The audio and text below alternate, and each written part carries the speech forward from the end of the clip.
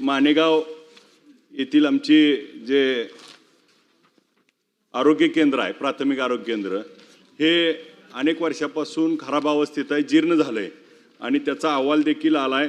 आणि त्या संदर्भात त्या ठिकाणी 11/7/2024ला त्याचा विभागाकडून अहवाल आला आहे आणि ते पाडण्यासाठी आणि तिथं राहायला त्या ठिकाणी मंत्री महोदय डॉक्टर नसतात. परवाचीच एक घटना आहे की त्या ठिकाणी रात्रीच्या वेळी एक आमच्या मायमाऊलीला त्या ठिकाणी गरोदर असल्यामुळं आणि तिथं मात्र तिथले डॉक्टर मात्र बार्शीत राहतात आणि मग डॉक्टर तिथं राहत नाहीत आणि मग तिथं स्टाफ राहत नाही आणि एकतर ती बिल्डिंग अशी पडायसारखी झाली आहे की तिथं अवस्था जीर्ण झाली आहे आणि मग त्याच्यासाठी आपण निधी कधी उपलब्ध करून देणार. आता जोपर्यंत निधी उपलब्ध होत नाही तोपर्यंत त्याची सोय काय होणार. दुसरा प्रश्न अध्यक्ष महोदय आपल्या अनुषंगानं असंच आहे, एका बाजूला बिल्डिंग नाही आणि दुसऱ्या बाजूला 4.5 कोटी रुपये खर्चून चळे पंढरपूर तालुक्यातलं त्या ठिकाणी एवढी बिल्डिंग चांगली झाली आहे, सगळं झालंय, पण तिथे एक डॉक्टर नाही, कर्मचारी नाहीत, नेमणूकच नाही आणि दुसऱ्या बाजूला मात्र इकडे बिल्डिंग पडायला लागली आहे, तिथं डॉक्टर राहत नाहीत.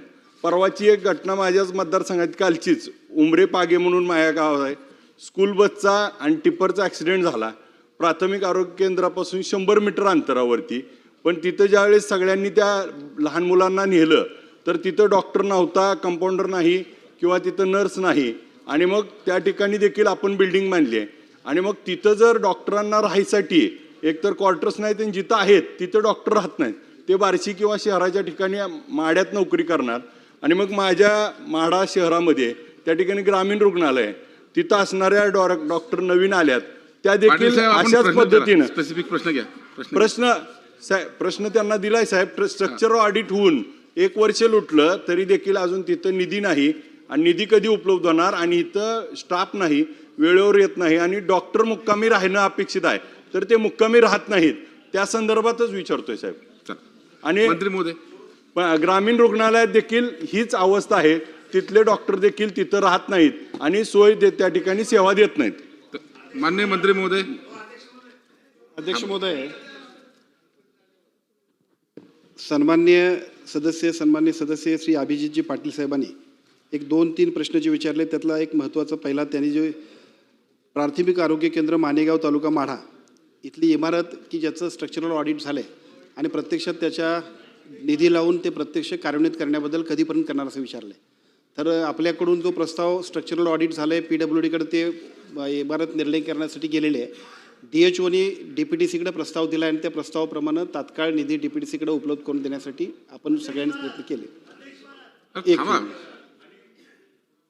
त्यानंतर दुसरा प्रश्न आपण सांगितला की बऱ्याच ठिकाणी आपण डॉक्टर्स उपस्थित नाहीत, विशेषतः एका PSCमध्ये. तर डॉक्टर्स उपस्थित राहण्यासाठी सक्तीनं या सगळ्यांना डॉक्टर आणि स्टाफ उपस्थित राहण्यासाठीच्या सूचना दिल्यात.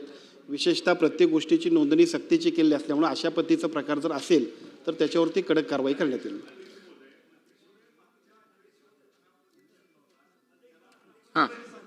तर दिलं, परंतु आज देखील परत अधिवेशन आलंय तरी देखील डॉक्टरांना आपण सांगितलं सक्त सूचना देतो दिल्यात आणि तरी देखील डॉक्टर येत नाहीत. मला अजून हे मांडावं लागतं. कालची घटना आहे, 100 मीटर अंतरावर स्कूल बसचा अपघात झालाय आणि तिथं डॉक्टर नाहीत. मग एवढी 4.5 कोटीची बिल्डिंग बांधली आहे आणि तिथं डॉक्टर नाहीत आणि मागच्या अधिवेशनात आपणच दिलं होतं उत्तर याचं होय म्हणून आम्ही ऐकलं आणि आता कसं ऐकायचं एवढं सांगा. मंत्री महोदय.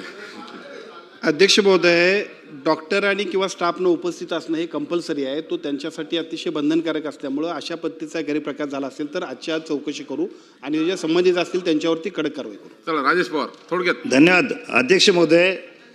हा विषय फक्त एका मानेगावपुरता नसून संपूर्ण राज्यामध्ये जे प्राथमिक आरोग्य केंद्र आणि उपकेंद्र आहेत त्यातल्या बहुतांश ठिकाणी डॉक्टरांच्या निवासस्थानाची व्यवस्था नाही आणि त्यामुळे तिथे डॉक्टर उपस्थित राहत नाहीत.